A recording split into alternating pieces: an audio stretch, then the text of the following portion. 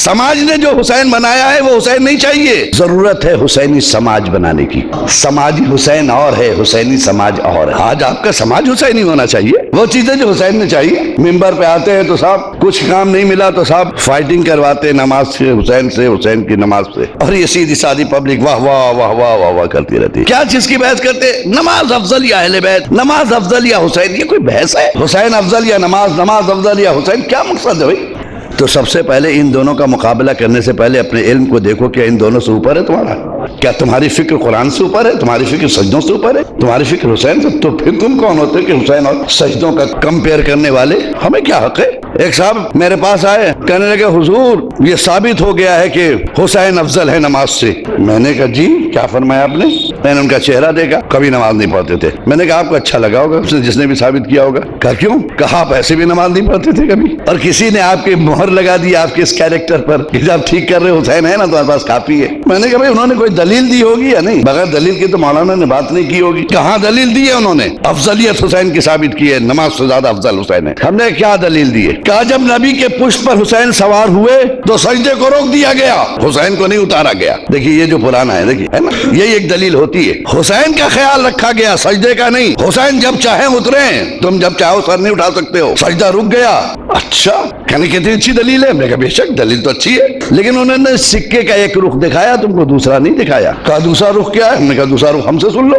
دوسری مجلس میں نے اس رخ کو پیش کیا۔ دیکھیے حسین عام بچہ نہیں ہے، ہمارے گھر کے بچے بھی اگر دادا ابا نماز پڑھ رہے ہوتے ہیں تو ان کو بتایا جاتا ہے نا، نماز میں پیٹھ پہ نہیں چڑھتے، سمجھایا جاتا ہے نا نماز پڑھ رہے ہیں، دادا ابا نماز پڑھ رہے ہیں۔ اور کہیں کہ اتنا سمجھدار بچہ ہو گیا کہ مسجد تک آنے لگے تب تو یقیناً نہیں آئے گا پیٹھ پہ، گھر میں ہو سکتا ہے چڑھ جائے۔ یہ عام بچوں کی بات کر رہے ہیں، حسین عام بچہ نہیں ہے۔ حسین وہ حسین ہے جو بچپن میں امام ہے، عالم ہے تو بچپن میں عالم ہے، صاحب علم ہے تو بچپن میں صاحب علم ہے، بڑے ہو کے نہیں۔ اگر دنیا کو دیتا ہے تو بڑے ہو کے نہیں دیتا، بانٹتا ہے تو بچپن سے بانٹتا ہے، اتنا بچپن سے بانٹتا ہے کہ خود گہوارے میں ہوتا ہے اور فطر اس کو پر مل جاتے ہیں۔ پھر امام حسین کا آنا پشت پر، اس کا مطلب یہ ہے کہ یہ حادثہ نہیں ہے، پری پلان ہے۔ اس کا مطلب حسین آئے نہیں آج مسجد میں، بلائے گئے کیونکہ آج اللہ کو عظمت حسین بتانا ہے، ورنہ کہاں بھائی جب مسجد کا محراب وہاں سینکڑوں ہزاروں کی تعداد میں مسلمان نماز پڑھ رہا ہے رسول کے پیچھے، اتحاد کا مرکز ہے رسول۔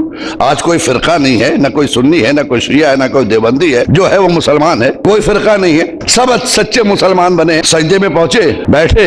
اب سوال یہاں سے جو میں جواب دے رہا ہوں، جو رک گئے پشت پہ بیٹھ گئے، کہتے کہ سجدہ رک گیا، میں کہتا ہوں نہیں رکا۔ ایک صاحب نے مجھ سے آ کے، میں مثال دے دوں، ایک صاحب نے آ کے مجھ سے کہا مولانا چلیے گاڑی سٹارٹ ہے، دیر ہو رہی ہے۔ ہم آئے دیکھا کار کھڑی ہے، ہم نے کہا کہاں چل رہی ہے گاڑی؟ آپ بول رہے سٹارٹ ہے، قاضی صاحب موٹر سٹارٹ ہے، گاڑی سٹارٹ ہے، تو موو کرنا ضروری نہیں، سٹارٹ ہونے کے لیے موٹر کا سٹارٹ ہونا کافی ہے، گاڑی سٹارٹ ہے نا، سمجھ گئے؟ موو ہونا ضروری نہیں، ٹھیک ہے آپ بیٹھیے تو حضور گاڑی سٹارٹ ہے، معلوم ہوا موٹر چل رہا، موٹر بند ہو تو گاڑی بند کہلائے گی۔ اب ہمیں یہ دیکھنا ہے کہ حسین کے آنے کے بعد نبی نے سبحانہ ربی العالی کہنا چھوڑ دیا یا مسلسل کہہ رہے؟ تو مورخ نے لکھا کہ نہیں صاحب 70 مرتبہ کہہ ڈالا۔ اس کا مطلب کیا ہوا؟ اللہ نے بتایا اب تک نبی 3 مرتبہ سبحان اللہ کہتے تھے، کیا بتانا چاہتا ہوں جب تک 3 مرتبہ کہتے تھے حسین نہیں تھے، جیسے ہی حسین آئے 70 مرتبہ ہو گیا۔